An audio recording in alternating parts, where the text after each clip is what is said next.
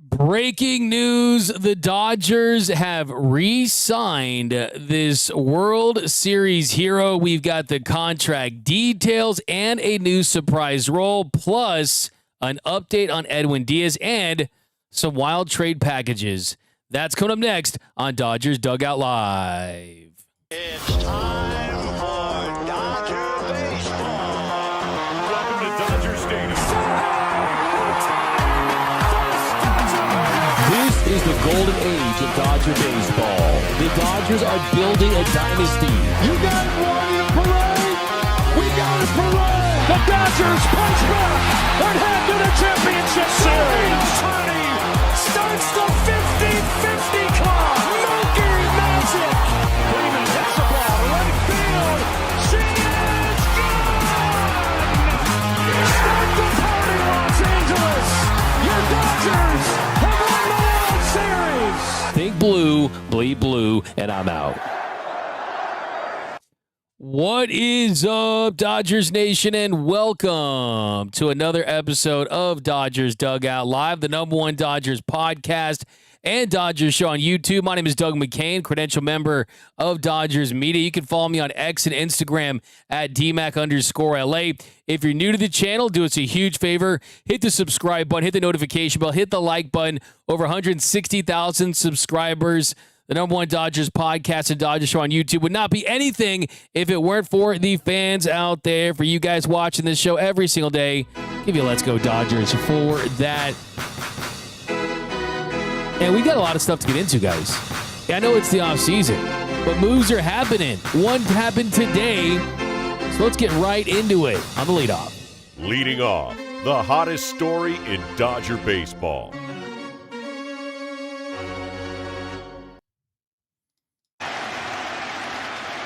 Payoff. Drilled to left field and deep and gone! No way! Miguel Rojas! Yes, Miguel Rojas is going to be back with the Los Angeles Dodgers. Daniel Alvarez Montas of El Extra Base reports that the Dodgers and Miguel Rojas are in agreement on a 1-year, $5.5 million deal. And Miguel Rojas is very excited. I just reached out to Miguel a few minutes ago. He said he's very happy. He's very excited. We'll see if we get any other info from him. But it was after the NLDS, when the Dodgers beat the Phillies, that your boy revealed through Miguel Rojas that he was retiring. Miguel Rojas told me after the Dodgers had defeated the Phillies in the NLDS that he planned to retire after the 2026 season, and that 2026 was going to be it for him, and that he wanted it to be with the Los Angeles Dodgers. So we already knew he was going to just be back for one more year, and we knew he wanted to be with the Dodgers, but now we know it's official. Now, Miguel Rojas also stays on. This is where it gets very interesting. Rojas is going to stick with the Dodgers after 2026 and move into the player development department after this deal. So I'm excited to catch up with Miggy Rowe. Hopefully get him on the show pretty soon to talk about that new role, because I think that's extremely interesting too. We know that he wants to coach. He told me himself he wants to be the manager of the Dodgers at some point. But this is, I think, a major indication that the Dodgers are in run-it-back mode. And Miguel Rojas told me himself that the Dodgers deserve the opportunity to defend their title, to three-peat, to win back-to-back titles plus one, to be just the third team in Major League Baseball history to win 3 straight World Series titles. So we know that Kike Hernandez underwent surgery. He's going to miss more than a month to start the year. I think this points to the fact that he's going to be back for sure at this point, barring a massive shock. And Miguel Rojas being back is going to solidify that bench. We know that he'll get some time in the infield, can play second base. Mookie Betts at shortstop. He's going to continue to be Mookie's mentor and teach him all the tricks of the trade and continue to help Mookie develop at shortstop if that's where he's going to stick. And then third base is another option too. We'll probably see him pitch as well and be a team leader in a clubhouse presence. Now it's going to be the fourth straight season for the Dodgers and Miguel Rojas. It'll be his fifth as a Dodger. He came into the majors with the Dodgers in 2014. He was traded to the Marlins after his rookie year. Of course, he was in that deal that included Kike Hernandez. And now he gets to finish his career with the team that he started with. It was December 10th, 2014, when the Dodgers traded D. Strange Gordon, Dan Herron, and Miguel Rojas to the Miami Marlins for Andrew Heaney, another Dodgers legend, Chris Hatcher, Kike Hernandez, and Austin Barnes. So Miguel Rojas was part of Dodgers lore for multiple reasons. He helped save Clayton Kershaw's no-hitter in 2014, and just minutes after Game 7 of the World Series, I jumped on the postgame show and I said, and I still believe that to this day, that his home run in Game 7 of the World Series to tie things, that was the most significant home run in Dodgers franchise history. I still believe that. It's something that means a lot to him. He told me as much, just being a part of Dodgers lore and embracing this. I think it's just massive. And just kind of going up until more stuff that he can do for this team is, look, this is a guy that still is an above-average defender. And you saw the play he made in Game 6, the double play, the 7-3 game-ending double play with him and Kike Hernandez. By the way, Rojas told me that Kike hugged him so hard after that play that he couldn't sleep that night. And if you saw the backstage Dodgers where they recapped the World Series, he was still favoring that oblique and that side there. So, yeah, Kike, he hugged Rojas so hard that he almost missed time. He hurt Cody Bellinger's shoulder. Kike gets a little hype, and I love it. I love Kike Hernandez. Trust me, I'm not faulting the guy. I just think that I love the passion from the Banana Man. Now, Miguel Rojas, too, another thing to point out as well is his bat has been trending upwards last couple of seasons. He struggled in June. I don't know which podcast he was calling out, but he did call out a Dodgers podcast that said that it was making him depressed during the season because they were saying to DFA him. And I have no idea. I don't really listen to many Dodgers podcasts, not gonna lie.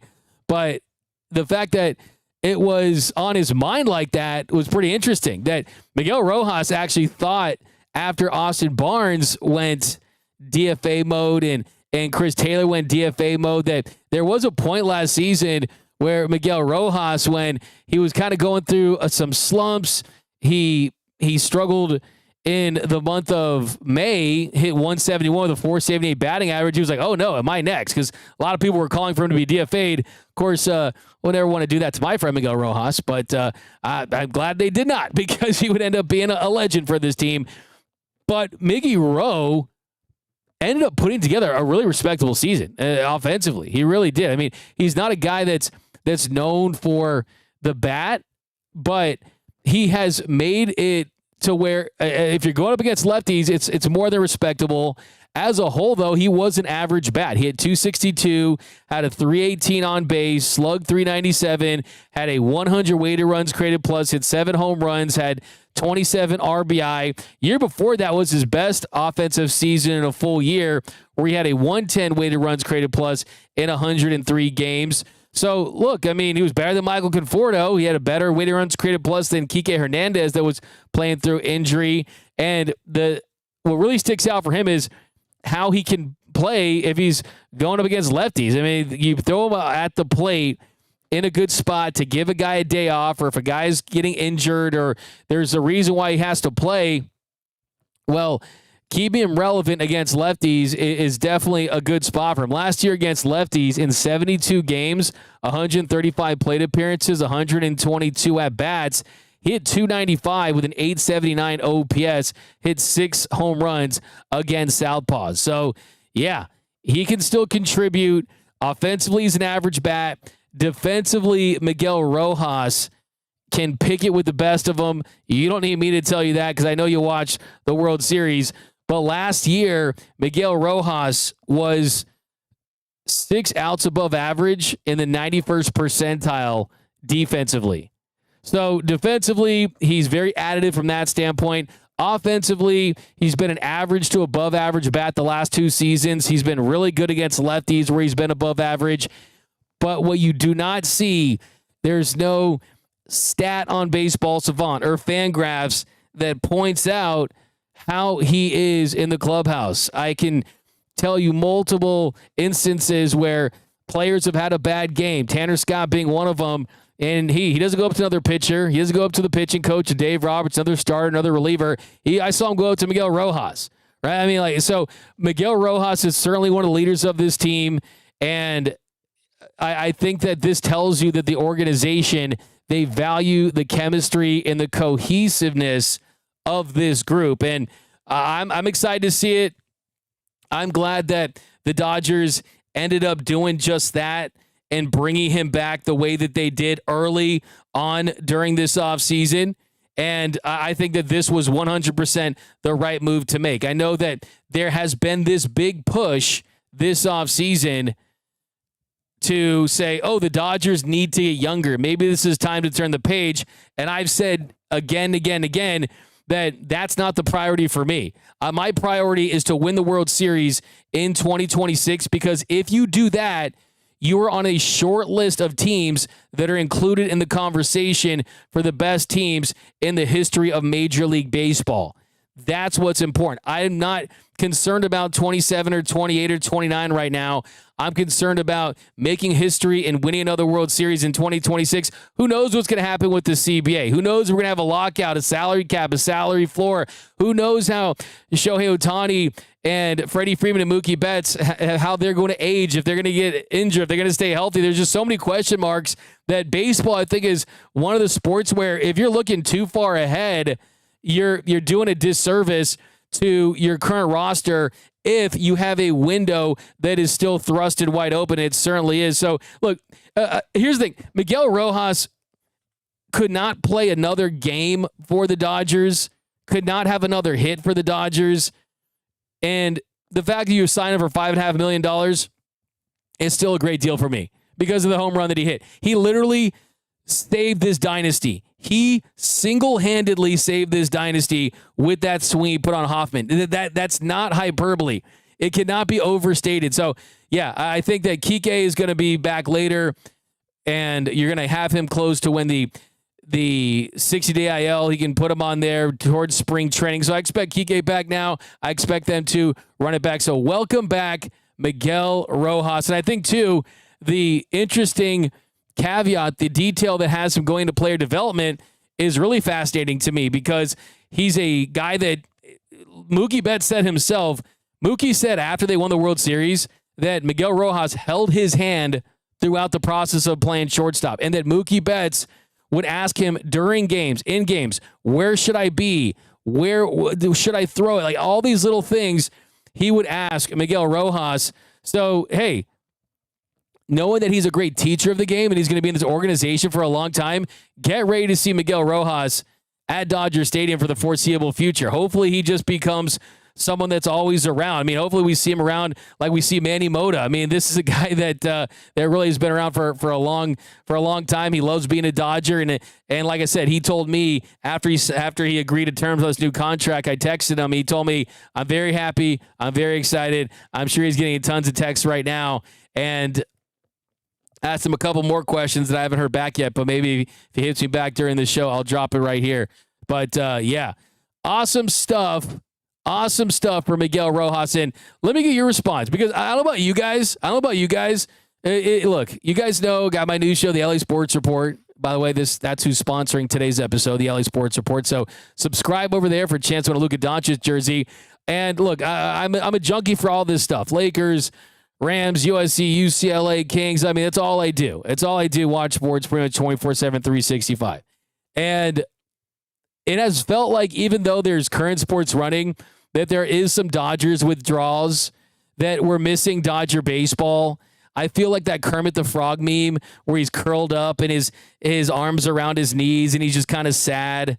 I feel like the memes where you're just kind of missing something, like the Pablo Escobar meme where he's just sitting on the yellow swing swinging and he has his hands behind his back. And that's not because we don't love the current sports that are on, because trust me, they're like your kids, man. You love them all. But there was just something about that Dodgers run that was so electrifying that you kind of miss that feeling once again. And now that we have some activity, now that we're bringing back a Miguel Rojas, a guy that is a certified Dodgers legend, it kind of just makes me relive it all over again. And seeing the Muncy home run, then the Rojas home run, the Will Smith home run, the double play in Game 6, the catch by Andy Pages, the play at the plate with Rojas to Will Smith. It just makes you relive all of that once again. So for that, I thank you, Andrew Friedman, on this day in December, kind of reliving some Dodger baseball once again. And let's be honest, I've seen it over 1,000 times, but this never gets old. Payoff. Drilled to left field and deep and gone! No way! Miguel Rojas! You have got to love it. All right, let's get into some comments here on this emergency episode of Dodgers Dugout Live. I'll give you a little organ here. How much of that $5.5 million is deferred? Yeah, I reached out to that. You don't really, I got confirmation. You're not going to see that on a one-year deal. I mean, that's really more of a discussion when you get a multi-year deal. The likelihood of there being deferred money on that is unlikely. Going to confirm that, though. Amazing news. Love Miggy from Benji. Let's three-peat. Ohtani closed that deal. Yeah, as Ohtani said as Miguel Rojas said that Ohtani told him after he hit that home run, hey, you can't retire. You have to play 10 more years with me. So I've said on the show GM is real. And even if he's not making calls to Andrew Friedman or texting Andrew Friedman or anything like that, show GM is real. And if he wants you and they think that you can help this team, I'm sure it's a factor, because that's what was the agreement for that deferred money. We got Diaz on the way. Update on Diaz. We'll talk about that in a second. Appreciate that, Dan Moreno. We got El Boogie. Love me some Miggy, but we all know he wasn't going nowhere. Yeah. What up, Claudia? What up, D-Mag? Let Friedman cook. Yes, guys, by the way, just a reminder, I will be in Orlando next week, early next week. I'm leaving Sunday for the winter meetings in Orlando. We'll talk to Andrew Friedman. We will talk to Dave Roberts. Anything you want me to ask, drop me down below. I'll consider it. Trust me. The People's Dodgers Insider here for you guys all day, 24/7, 365. Joe Megazzini, D-Mac with the beard. Guys, am I crazy? You guys see I left my razor on this cruise ship that I was on. I'm very specific about this certain type of 5-blade razor that I use. I need to get a new one, so I haven't shaved in about a week. This, to me, is like I'm going full-blown Teoscar Hernandez or peak Justin Turner. Am I crazy? You guys see the beard? This is me just like growing it out, man. I feel like I'm Tom Hanks in Castaway right now. Am I crazy? But all right, let's see you guys down below. D-Mac is going for Disney World. Muad'Dib 69. Hey, I love it. Ron Stoppable, Dodgers already won the offseason. Hey, they got still more to win for sure. LBC doesn't see any hair. What are you talking about? There's a little, come on. You don't see it? Come on. Well, got a little thing happening there. With the shirt combo, D-Mac looking like a divorced dad. Come on, man. You know what? We got to get my Kike bro. I got to get my Kike bro, but I'll hit you with one of these. But, all right, what beer from 20? D-Mac Harden. There we go. Doug, tell Andrew to sign Giannis to the Lakers. Make it happen. But you know what's funny? I'm going to actually jokingly say that to him. Be like, hey, Andrew, are you going to get us Giannis with the Lakers? I like that. That'll be a nice little opener. We'll hopefully get Friedman on the show pretty soon here. All right, some other housekeeping I want to get into. We'll get back to Miguel Rojas in a second here. We'll give you an update on Edwin Diaz that I think is pretty interesting. But how about this? The Dodgers, next story here we'll get into really quick. The Dodgers have lost a front office executive. Ken Rosenthal reported that Dodgers executive Josh Burns is going to be the new general manager of the Colorado Rockies. So the Rockies poaching from an NL West rival. Yes, if they're in your division, they're technically a rival. And Burns was the senior vice president in the baseball operations department for the Dodgers for the last 11 years. His job was to supervise the organizational scouting and player development areas of the team. He started with the Dodgers in 2015. That was the year that you had the new era begin with Andrew Friedman and Farhan Zaidi. And he definitely has been an integral part of their success over the last decade plus at this point. And he's someone that is a difference maker. I mean, everything I've heard about him is just great stuff behind the scenes. And the Rockies, they need to change in a big way. And I have to say that this was a home run move for them. I mean, Coors Field is a tricky place to build a roster. I always say it's like bowling with the bumpers on. I was on a cruise ship, guys. I saw a bunch of adults, people above the age of 20, from 20 to 40, big group, kind of drinking a little bit, and they were bowling with the bumpers on this cruise ship, and they were above 20. I almost walked onto that bowling alley, grabbed the bumpers, and pushed it up myself, saying, no, we're not doing this, okay? If you're going to just strike out, if you're going to do gutter balls, then fine. There's got to be a rule. No bowling with the bumpers when you're north of 18, right? Let me know. Am I crazy to be a little irked by that? But that's what I saw. Your boy's a pretty solid bowler. Your boy, and I ain't no Mookie Betts, right? But I mean, if I'm going to bowl, I'll at least have 3 or 4 strikes, 3 or 4 spares during a little game. So let me know, though. Am I crazy to be a little irritated to see some adults bowling with the bumpers on? Pretty sure I saw them wearing Padres hats and shirts. But D-Mac bringing Skid Row to vacation. What? Andy Chen, what are we talking about? Ray Soto must not like the job security going to Colorado.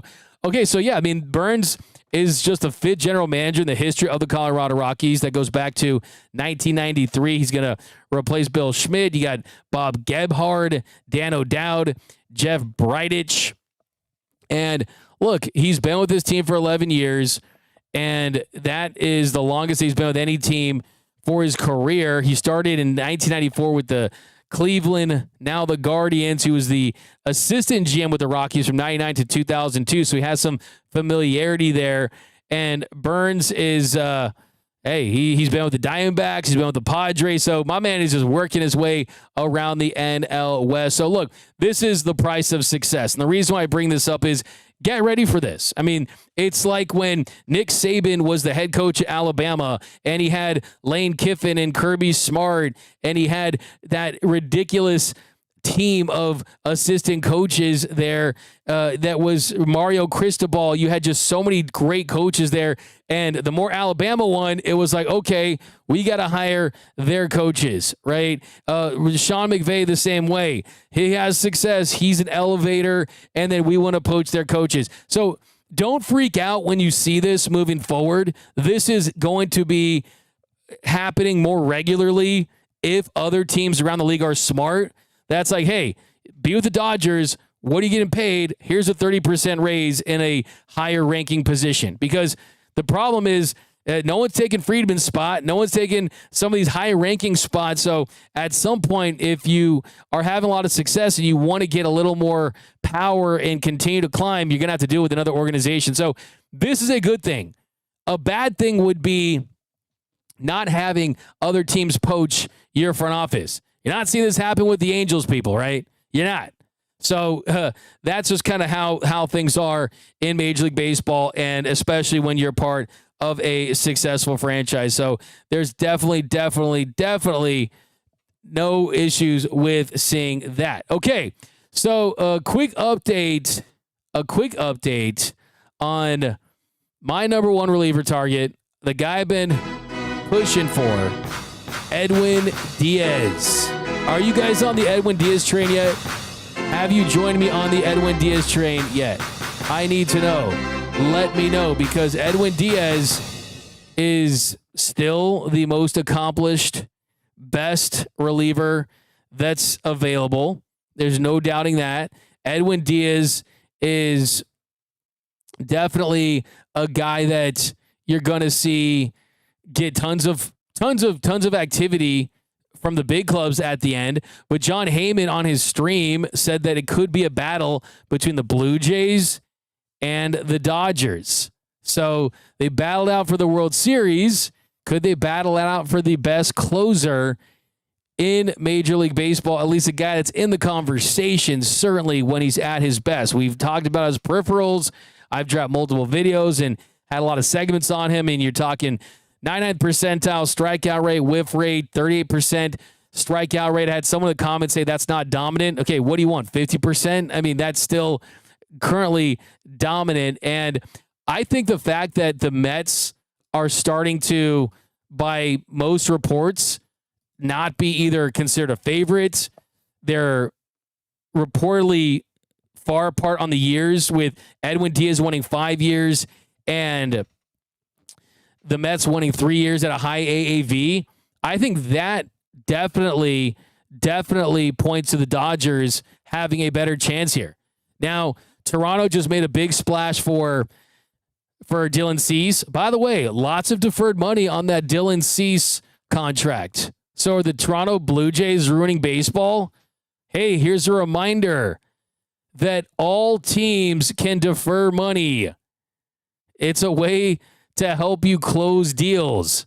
And the Toronto Blue Jays did that with Dylan Cease. But I think for Edwin Diaz, the big question is he worth forfeiting a draft pick? Because he did reject the qualifying offer that was presented to him by the New York Mets, which obviously he was. He opted out of the remainder of his original 5-year, $102 million deal. So, that was a foregone conclusion. Are the Dodgers willing to give up a draft pick and some international bonus pool money?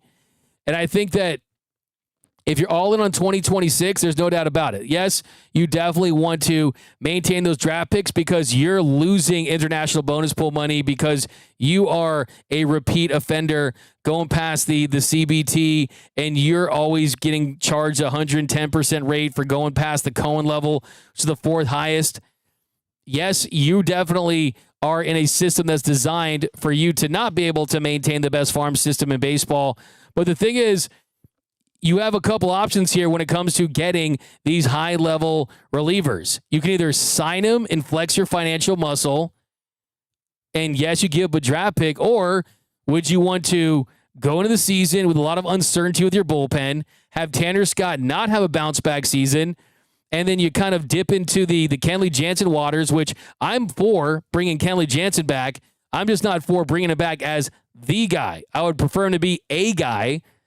Robert Suarez is someone that I would feel confident could give the Dodgers a lot of production for sure, and it would be on a shorter-term deal because he's 35 and not 32.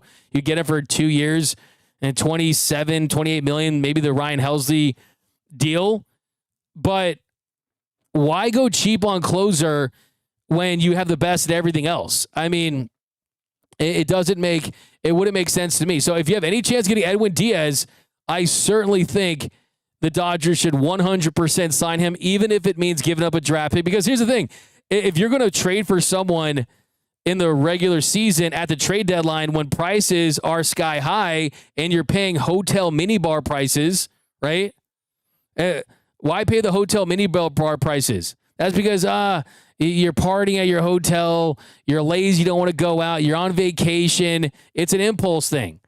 But if you were smart about it, you would buy everything that's in there on your way to the hotel or after, or you go to a local CVS or something like that. It requires a little more planning.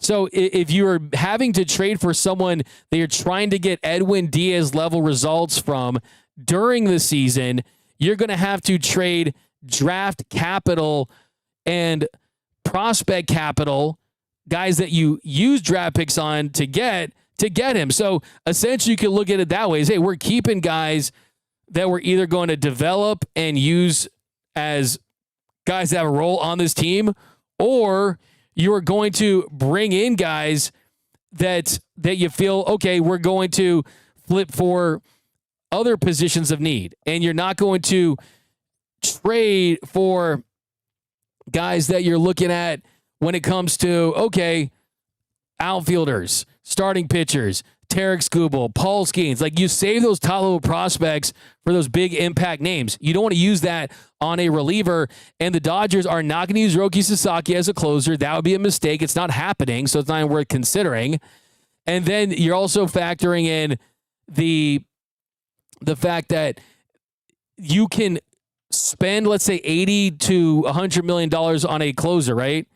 That's cheaper than what you would get Bo Bichette or Cody Bellinger or Kyle Tucker or any of these guys for. And yes, those are everyday players, so they're going to have higher WARs and have bigger impacts potentially, even though Edwin Diaz had a 3-WAR season and impacted winning on a high level. But you just have to look at it as a way that the guy can help you significantly in the role that he has. Now, I don't know if I've talked you into Edwin Diaz enough, but we'll talk more about it. I just think that, hey, they need an electric closer. The bullpen almost cost them a World Series last year. They had to dip into a starter and multiple starters. Think about this. Game 7 of the World Series, every single starting pitcher pitched. Shohei Ohtani, Blake Snell, Tyler Glasnow, Yoshinobu Yamamoto got the most outs of any starter in that game despite having pitched in Game 6 the day before. That's not a sustainable model. You can't keep doing that.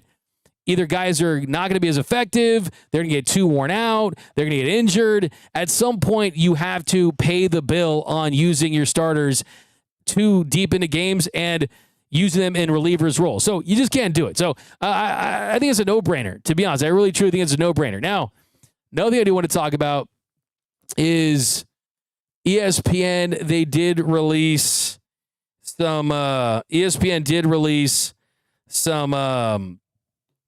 some interesting pieces today about wild trades and trades that would change the game, trades that would shock the baseball world at the winter meetings.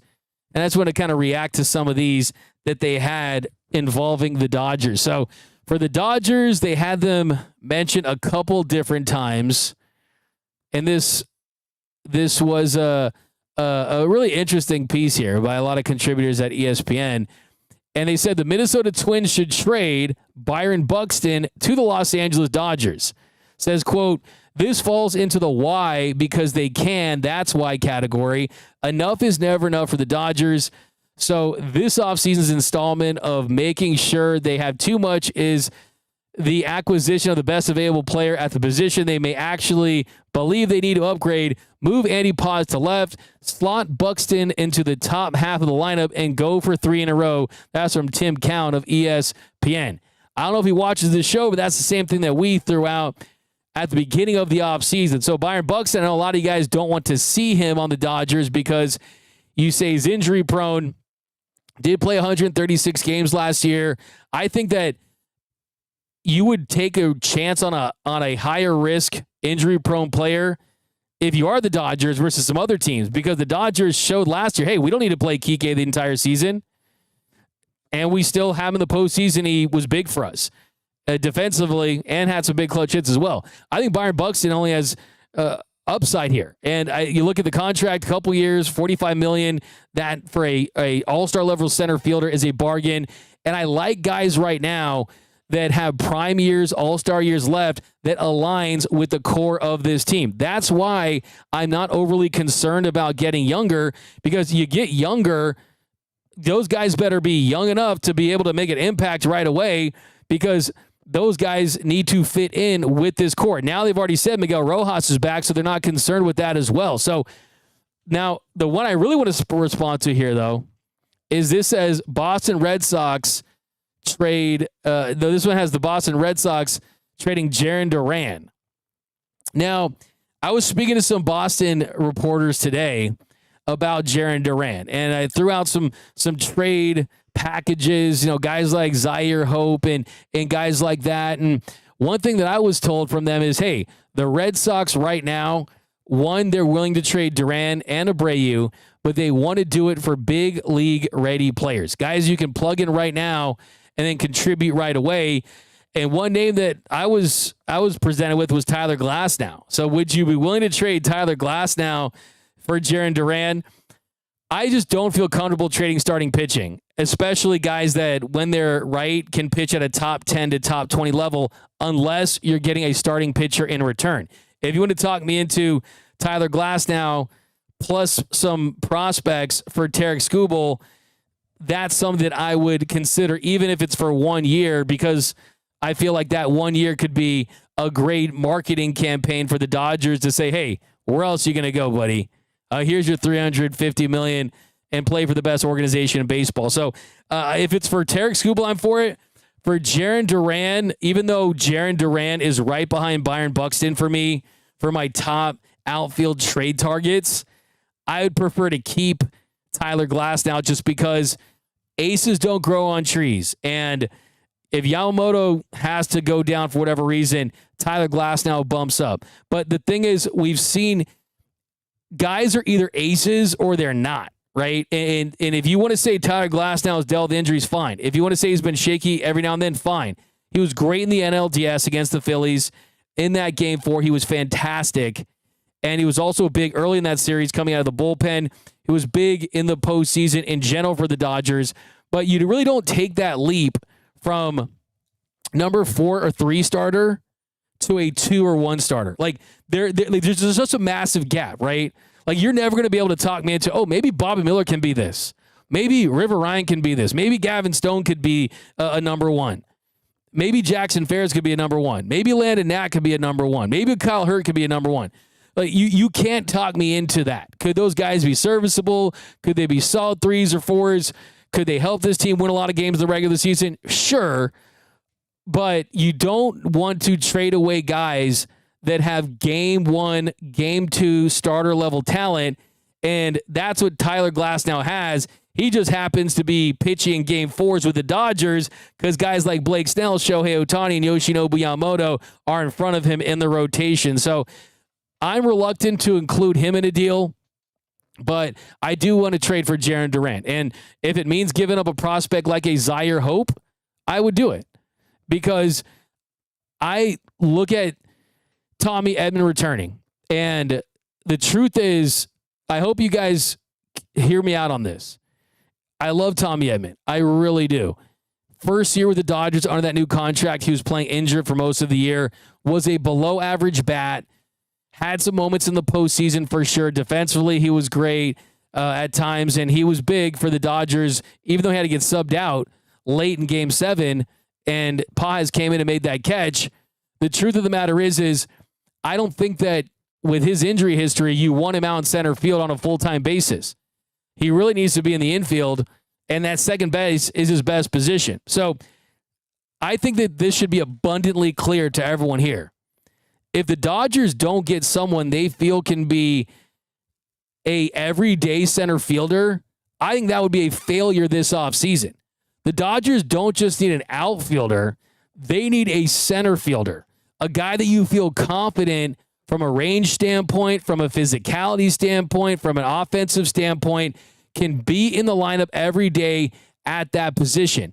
Because not only do you fill that void for yourself, well, you throw Andy Pages into a better situation in one of the corners. Preferably that's right, and then Teoscar Hernandez goes out to left. Now, if you're going to consider trading Andy Pages, or if you can convince the team to trade for Teoscar Hernandez and have him be their DH, that's a whole nother story.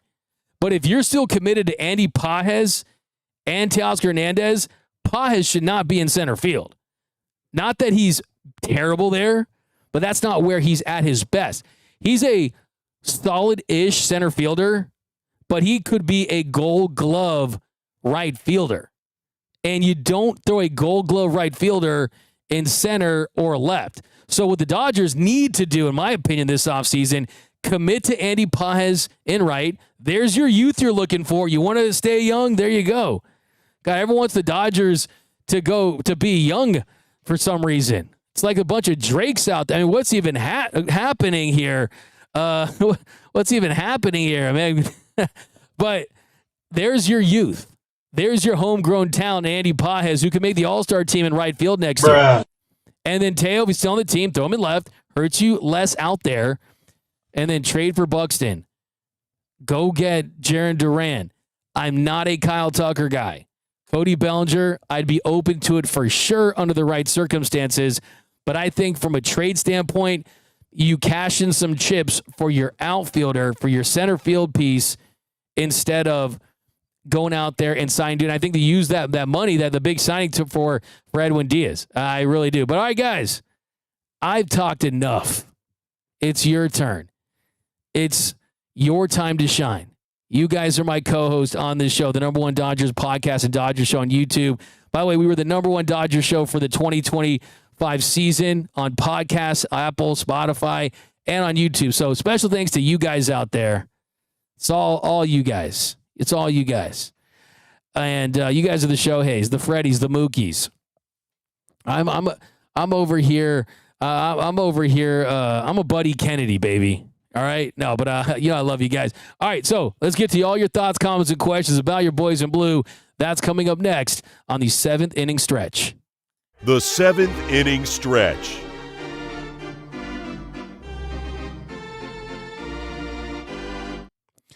All right. What up? Good morning from Taiwan. I like it. We've got to give me Trout, De La Cruz, and Skeens. Call it a day. Frozen. Yeah, that sounds lovely.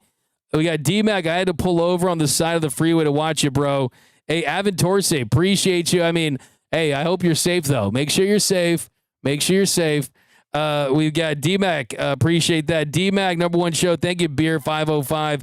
Brianna, Dodgers Nation. D-Mac, we all need for Brianna, you're awesome on the show, too.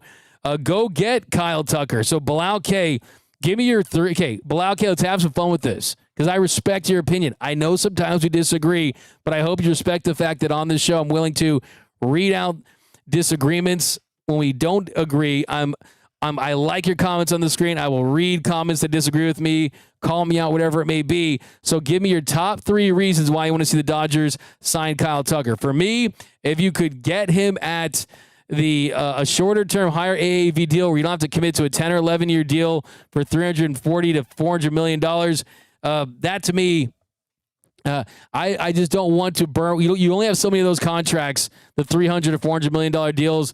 To me, burning on a player that doesn't do one thing particularly elite, that is a concern for me. So I that's a no for me on the Kyle Tucker. But I'm interested to see. Give me your 3 reasons why we should go with you on Kyle Tucker. Kyle Tucker is Chris Bryant 2.0 from Cyrus. Duran, Buxton, and Tucker. Muad'Dib, what up? Dodgers Nation equals Happy Nation. Agree to disagree in the agreement. 5 years for Tucker or get Kwan. The thing about Kwan is this. If you get Kwan, if you hit the Kwan, he's got to be your left fielder. He's not an above average plus center fielder or a plus right fielder. So does that mean you're comfortable keeping Andy Paez in center and Teoscar Hernandez in right field? His performance is probably going to get worse, not better, with age. So, I mean, he was playing through injury last year. He had the adductor, was doing some groin stuff. So maybe if he gets back to 100%, you could see some better right field from Teoscar Hernandez. And the truth is look, he's on your team because he can rake, and he definitely does that at a high level, especially when he's healthy. But that's where my concern on Kwan, unless you're willing to trade some other pieces. We got BL Boy, D-Mac. We need some more bats. We were cold as ice in the World Series, and lucky as hell the pitching was clutch. No doubt about it. Could not agree more. I need bats. We need more offense. There's no doubt about it. But that's what I'm trying to give you. I'm out here shopping for bats. Byron Buxton, he would be the Dodgers' best outfield bat right away. Buxton had a 136 weighted runs created plus. The dude played in 126 games last year. That was the second most. He played in 140 in 2017. He had 102 games the year before. And Byron Buxton is a guy who will get you 30-plus home runs. He had 35 home runs, 97 runs scored, 83 RBI, hit 264. So there's some more offense there. And Jarren Duran, I think, has a lot of tantalizing upside as well. Also, you get a little younger. I mean, 28, 29 range, 29 season in 2026. Well, last year, Jarren Duran, not as high as a Byron Buxton, weighted runs created plus wise, but he was 111 weighted runs created plus. So he's 11% above league average, hit 16 home runs, but it's the speed, one of the fastest players in the league. Also, he can get you a lot of doubles as well. He had 41 doubles last year, had 13 triples, so gives you some extra base hits. And I think when you look at what he can provide from that standpoint, it could be some plus offense. Like I said, Byron Buxton is my numero uno, and the truth is with Jarren Duran, he doesn't give you great defense. Byron Buxton, though, he gives you better defense. It's just he kind of plays with some reckless abandon that's led to some injuries. But last year, Byron Buxton was an above-average defender. I'm shocked that more people don't want Byron Buxton. I actually am pretty shocked by that. I really am. I mean, the Dodgers have shown they're willing to take a risk. I mean, they traded and extended Tyler Glasnow, a guy that had the injury-prone billing on him, and he didn't even pitch with the Dodgers yet. They took a chance on him. I mean, there's so many guys that you can kind of point to that they've been willing to take flyers on, even though there's been a checkered injury history on that. Okay, let's see what else we got here. We got Dodgers win. Nando, Noel's still in Cancun, risen. Yeah, my man's risen hard, bro. We got Tucker overrated. Cody is better and cheaper and more loved by the family. Tucker, it's from Daniel. Elishiva Jones, what is up? We said if Kwan was a center fielder, deal would be a no-brainer pass. Anyone but Bellinger, really, from BC. I saw Orion Kerkering, Aaron Throw still rolling down Olympic, and P. Gote. Oh, my good. I haven't thought about Orion Kerkering. By the way, shout out to Hae-Sung Kim going back out there and doing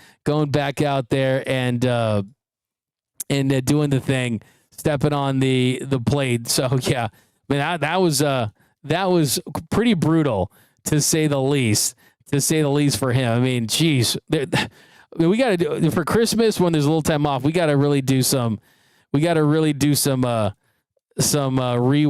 There's just so many plays to get into that we could just kind of break down from that season. That, I mean, they're just the wheel play, the double play in the World Series, and there's just so much to kind of get into for sure with that one. But yeah, how about the fact that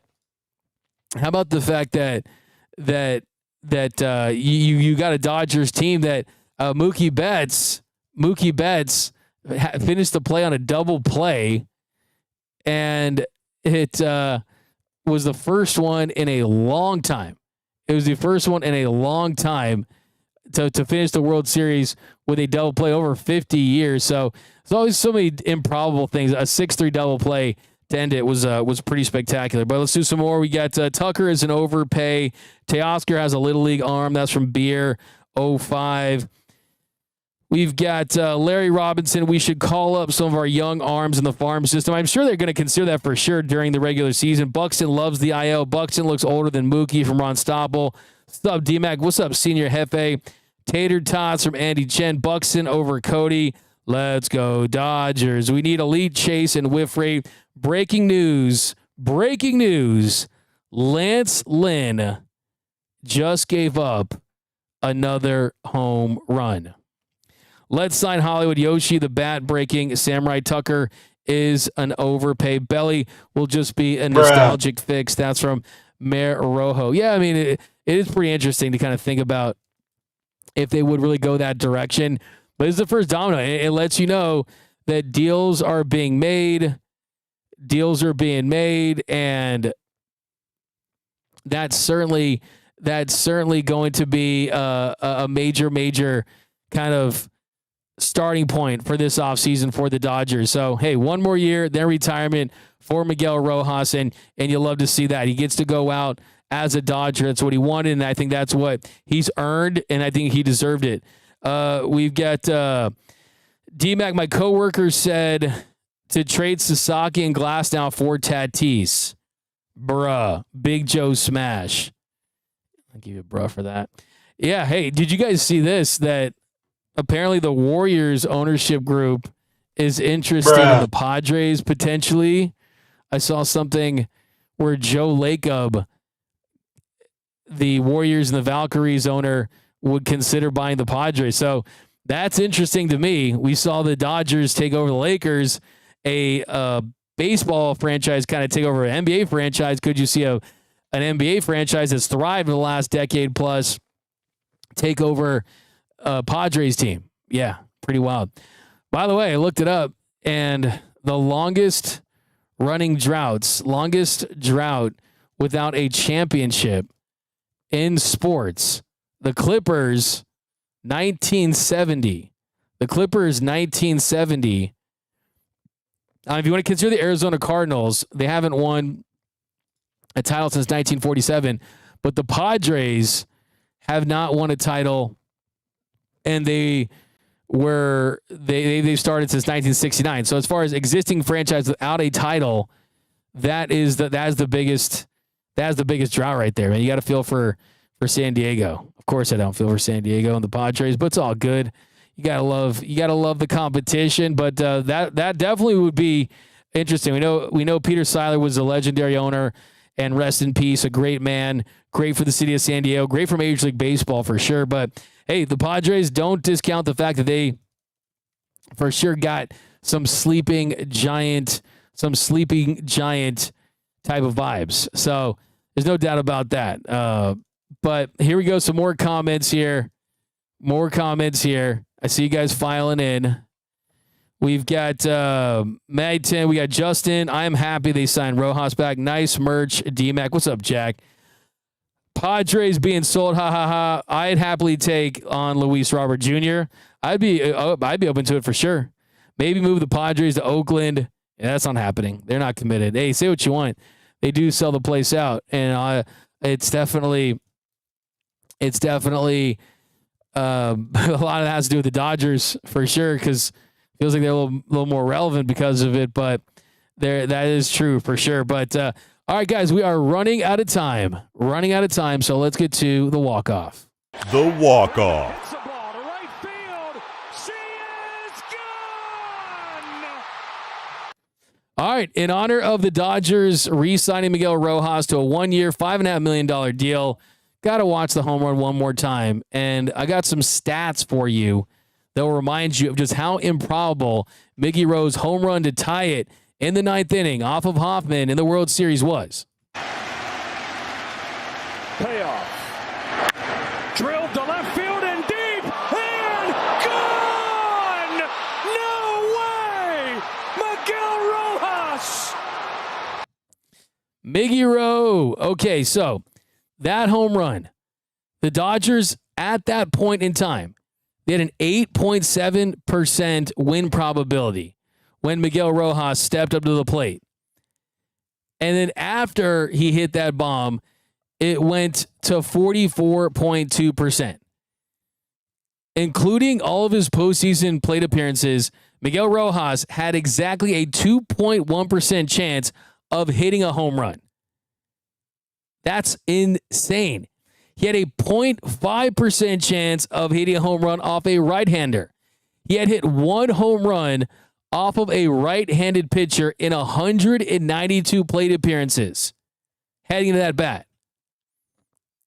And he hadn't hit a home run in the 9th inning or later in a game since September 3rd, 2019. That was when he was a Miami Marlin. Also tied a game when he did it when it was the Marlins versus the Pirates. Rojas hit the 12th home run in World Series history that tied the score in the 9th inning. The first was by Frank Baker in Game 3 of the 1911 World Series, and he was the last. Rojas is the only one to hit his game-tying home run in the 9th inning of Game 7 of the World Series. His home run had the second largest impact on the Dodgers winning a World Series ever, and this is according to Baseball Reference's championship winning probability stat. The first, it added 34.9% to it. The one that added the most was Will Smith's 41%. And yes, Will Smith's is higher, but let's be honest, it is much harder to hit a home run when you're trailing than it is when the game's tied. So that's why stats never tell the full story. I don't care that it says that Will Smith's added more on the Baseball References championship winning probability added stat. I still think that Rojas's added more because it actually gave them a chance. But it's just another example of how incredibly improbable that home run was. Just go back and watch the Backstage Dodgers, their recap on that series, and it'll make you relive it again. I truly believe, and I kind of hate this in a way because I've been following sports my entire life, seen every finals, every Super Bowl, every World Series, World Cup, whatever you want to say. I've seen them all live and TV or in person, whatever. And I can't ever think of a championship that was as grueling and required every single person on the roster to win that championship on a team that so many times could have lost that championship and found a way to claw back and win. And you look at guys like Will Klein and Miguel Rojas, and they feel like they were almost just as important as the Yamamotos and the Ohtanis. You had your big dogs. You had everyone being a dog. And I hope that wasn't peak baseball. I hope that wasn't peak sports for me. I really don't, because it's tough to imagine that we are going to see another World Series, another championship won by another team that had to get contributions from that many parts of the roster to go out there and win a championship, from your best player to the 26th man on the roster. So it was a thriller, and congratulations to Miguel Rojas. But that is going to do it for this episode of Dodgers Dugout Live. My name is Doug McKain. You can follow me on X and Instagram at DMac_LA. Do me a huge favor, hit the subscribe button, hit the notification bell. If you want to support every episode, hit the like button, drop a comment, and also subscribe to my new show, the LA Sports Report. It's all LA sports. There's a Dodgers topic on every single episode, and I get spicy over there, extra spicy over there. And today we've got a USC insider talking about their #1 recruiting class. We're talking Giannis to the Lakers. We're talking Chris Paul and the clown move by the Clippers. So definitely go over and check out the LA Sports Report. But see you guys on our next live. We'll be back tomorrow. Respect to all you guys. Give you guys some shout-outs here at the end, rocking with me.